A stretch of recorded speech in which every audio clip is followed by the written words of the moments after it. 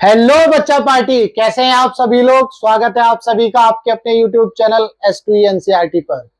जैसे कि आप सभी को पता है, हम 7th क्लास की ज्योग्राफी पढ़ रहे हैं और हमने लास्ट वीडियो में या लास्ट लेक्चर में हमने क्या पढ़ा था, एयर के बारे में, एटमॉस्फेयर के बारे में। देन ग्लोबल वार्मिंग क्या होता है, ग्रीन हाउस इफेक्ट क्या होता है, ग्रीन हाउस गैस कौन कौन सी होती है, ये सारी चीजें पढ़ी थी। आज की इस वीडियो में हम स्ट्रक्चर ऑफ एटमॉस्फेयर देखेंगे, यानी कि एटमॉस्फेयर के अंदर किस तरह से लेवल डिसाइड किए गए हैं, कौन कौन से लेवल हैं, ये हम जो है आज की वीडियो में, आज के लेक्चर में समझने की कोशिश करेंगे। तो आप चैनल पर बने रहिएगा। अगर आप चैनल पर नए हैं तो चैनल को सब्सक्राइब जरूर करिएगा और बच्चा पार्टी बेल आइकन को अभी प्रेस कर दो ताकि आपको लेटेस्ट वीडियो का नोटिफिकेशन मिलता रहे। तो चलिए स्टार्ट करते हैं आज का लेक्चर, जिसके अंदर हम क्या पढ़ेंगे, एटमॉस्फेयर के स्ट्रक्चर ऑफ एटमॉस्फेयर या लेयर्स इन एटमॉस्फेयर। हम जो है एटमॉस्फेयर के अंदर लेयर्स देखेंगे। तो चलिए स्टार्ट करते हैं।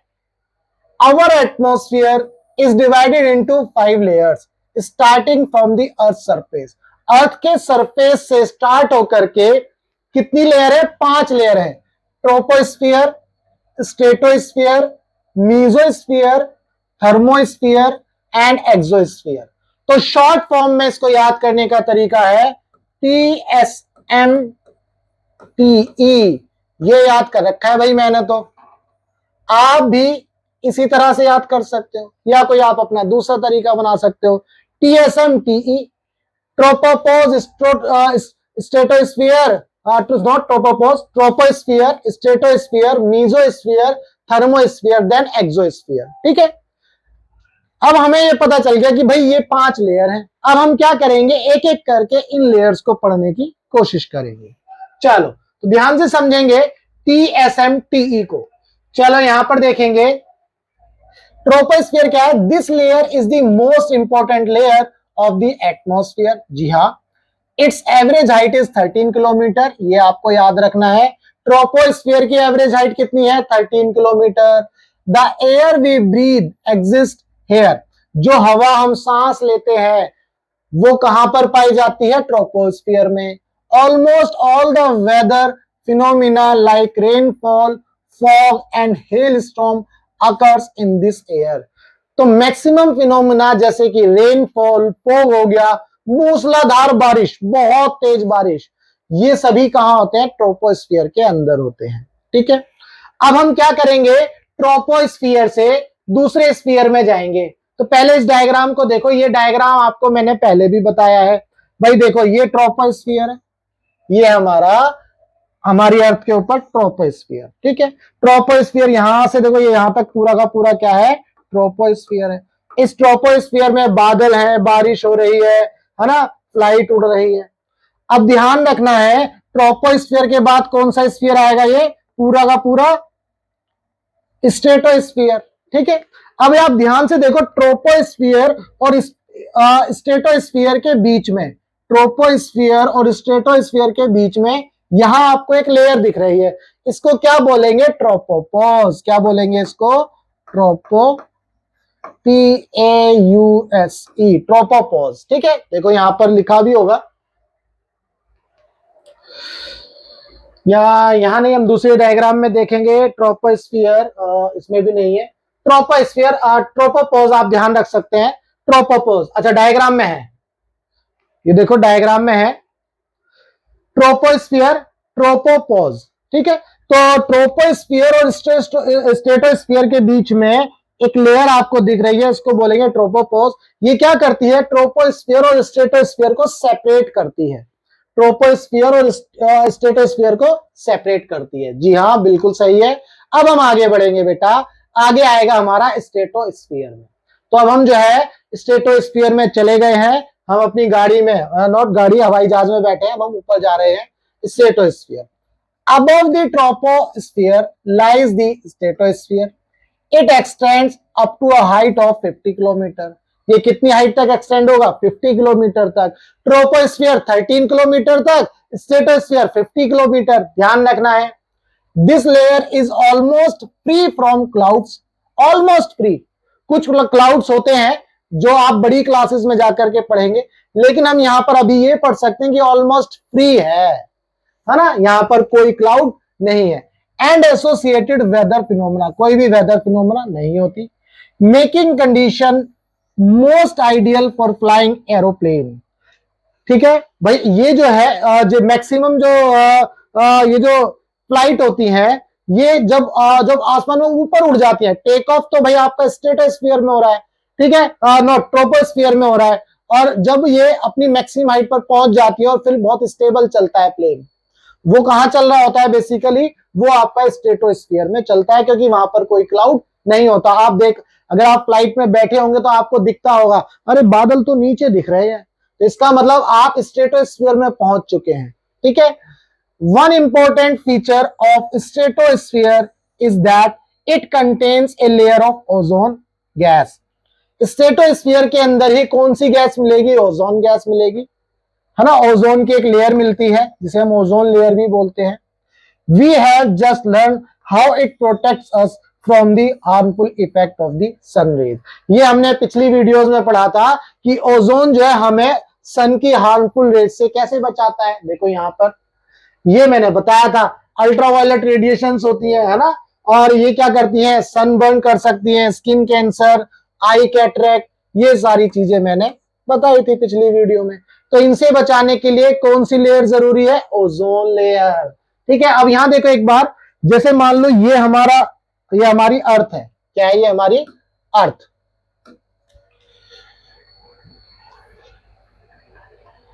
ठीक है, बढ़िया दिख रहा है, ये है हमारी अर्थ, और यहां पर है ये ट्रोपोस्फियर। ठीक है भाई, ये ट्रोपोस्फियर, और आपका देखो ये स्ट्रेटोस्फियर है पूरा का पूरा, और स्ट्रेटोस्फियर में आपको ये लो ओजोन लेयर दिख रही है, देखो ये वाली जो लेयर है। ठीक है, ये आगे आपकी ओजोन लेयर। ठीक, यहां पर हम पहुंच गए हैं। चलो, तो ये डायग्राम आपको दिखाना था। अब क्या होगा, अब हम जो है ट्रोपोस्फियर से स्ट्रेटोस्फियर में चले गए। स्ट्रेटोस्फियर में ओजोन लेयर पाई जाती है। स्ट्रेटोस्फियर की जो अप्रोक्सीमेट हाइट होती है वो 50 किलोमीटर है। फ्लाइट मैक्सिमम यहां पर उड़ती है, आइडियल कंडीशंस होती है क्योंकि क्लाउड नहीं होता, वेदर कंडीशंस नहीं होती, ये आपको याद रखनी है। अब हम जो स्ट्रेटोस्फियर से कहां पहुंचेंगे, मीजोस्फियर में। तो चलो भाई, आप अपने स्पेसशिप को थोड़ी सी और स्पीड दो और ऊपर उठो।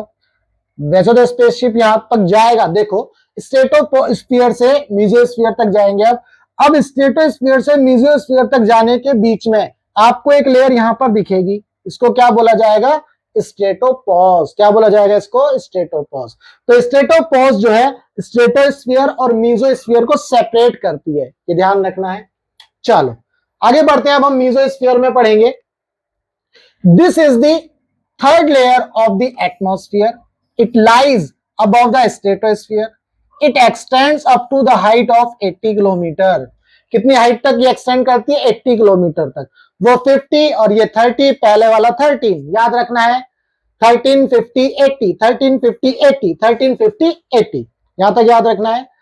Meteorites burn up in this layer on entering from the space. जब स्पेस से मीटियोराइट्स आएंगे, ठीक है, तो वो क्या हो जाएंगे, इसके अंदर जल जाएंगे, है ना। ये देखो, ये रहे मीटियोराइट्स, ये क्या होंगे, जब स्पेस से आएंगे तो इस लेयर के अंदर आएंगे, मतलब इस स्फीयर के अंदर जैसे ही आएंगे ये क्या हो जाएंगे, जल जाएंगे। यहां पर ये था भैया मीजोस्फीयर।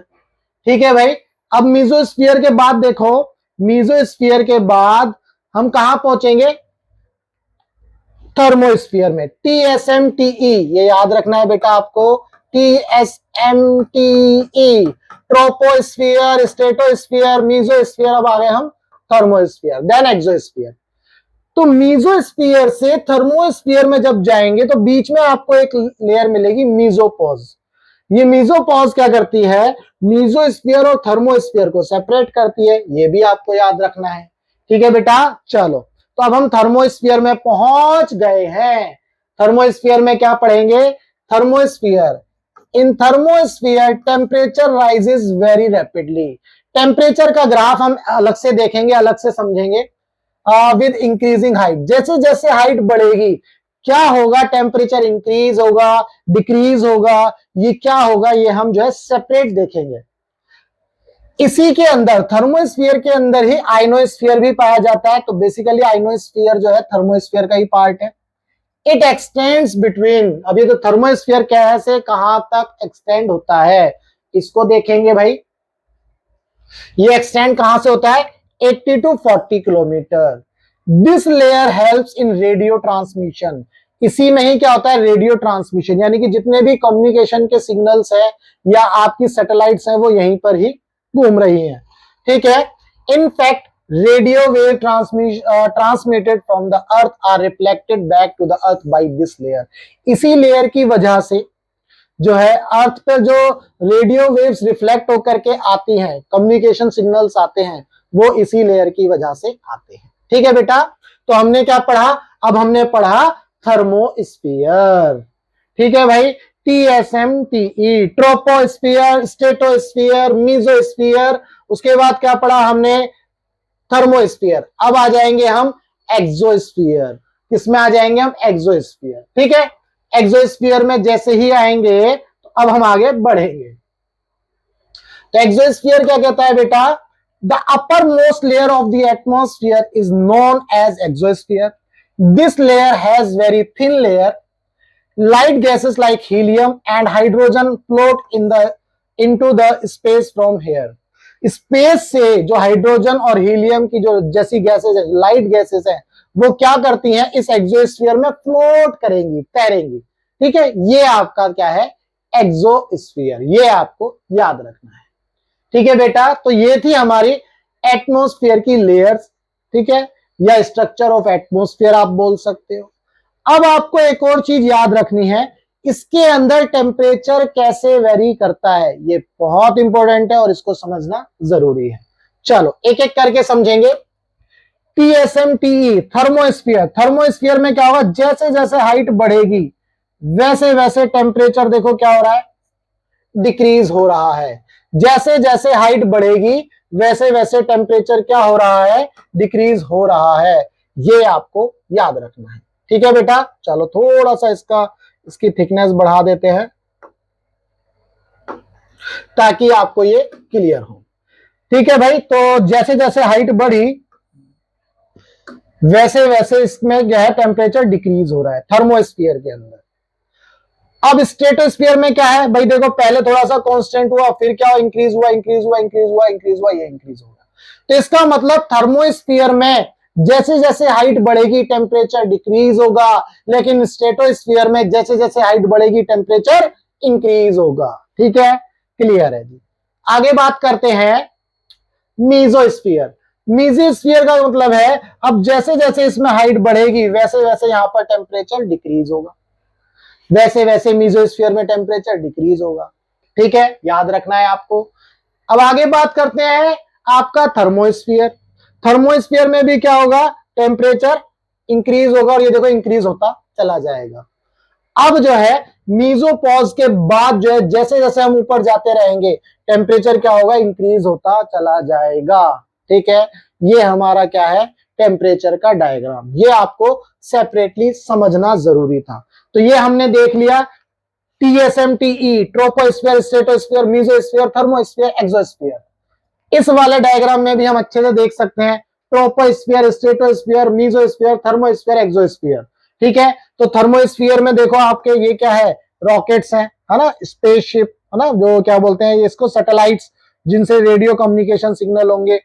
और ये रही आपकी सैटेलाइट। ये मीटियोराइट जो है मीजोस्फीयर के अंदर, मीटियोराइट्स। ओजोन लेयर कहाँ है, स्ट्रेटोस्फीयर के अंदर। ओजोन लेयर कहाँ है, स्ट्रेटोस्फीयर के अंदर, याद रखना है। एक्सोस्फीयर, इसके बाद जो है आपका पूरा का पूरा स्पेस आ जाता है, ठीक है। ये हमने यूवी भी बता दिया है। तो बच्चा पार्टी ये था पूरा का पूरा क्या भाई, स्ट्रक्चर ऑफ एटमॉस्फेयर, ठीक है। उम्मीद करता हूं आपको बेटा स्ट्रक्चर ऑफ एटमॉस्फेयर अच्छे से समझ में आया। 5 लेयर है TSMTE, troposphere, stratosphere, mesosphere, thermosphere and exosphere. इनके बीच में एक एक सेपरेटिंग लेयर्स है जो इन दोनों को सेपरेट करेगी, ठीक है। वो आपको मैंने यहाँ बताया, जैसे ट्रोपोपोज है ना, स्ट्रेटोपोज, मीजोपॉज, ये सारी चीजें मैंने बताई। उम्मीद करता हूं आपको ये सारी चीजें अच्छे से क्लियर हो गई। किस लेयर में फ्लाइट उड़ेगी, किस लेयर में बारिश होगी, ये सारी चीजें मैंने बताई, है ना। तो अगर ये सारी चीजें क्लियर हुई तो वीडियो को लाइक करना और ज्यादा से ज्यादा शेयर करना। तो मिलेंगे हम अपनी नेक्स्ट वीडियो में, जिसके अंदर हम क्या पढ़ेंगे, आगे बात करेंगे। नेक्स्ट हमारा क्या है, weather and climate. Weather and climate पर मिलेंगे नेक्स्ट लेक्चर में, हम इस टॉपिक के ऊपर आएंगे। तो चलो मिलेंगे नेक्स्ट वीडियो में, तब तक के लिए goodbye, ta-ta, take care.